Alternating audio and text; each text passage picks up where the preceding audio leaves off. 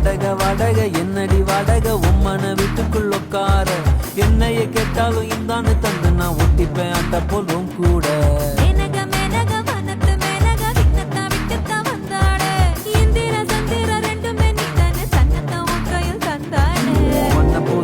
ஒன்ன என்னை நெஞ்சில் வச்சிருப்பேன் ரொம்ப பத்திரமா சின்ன சிரிப்புல என்ன வளைச்சிட்ட சித்தன வாசல் சித்திரமா